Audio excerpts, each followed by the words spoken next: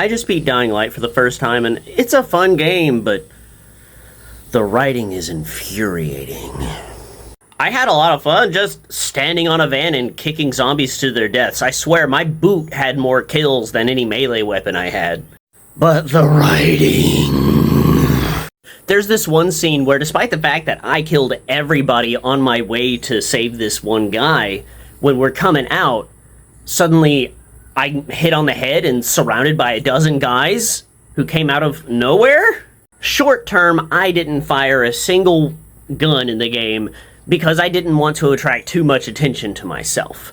But the long-term reason I ended up not firing a single gun in the game is because I would keep one on me for when I was going into a big mission where I knew I would be fighting a big boss guy, and I wanted to have that shotty on me for when I fought the big boss guy. But without exception, every time before I get to the big boss guy, I get all of my equipment and weapons taken from me.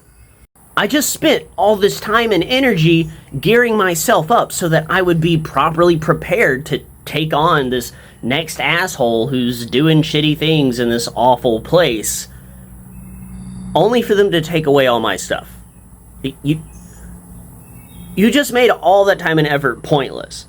There's this guy named Brecken who's in charge of the local resistance, and he just disappears for no reason after a certain point. And the cliches.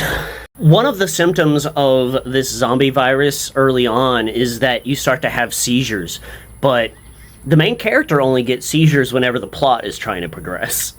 The plot's progressing. But these seizures never seem to hit whenever you're doing parkour across the rooftops of Haran.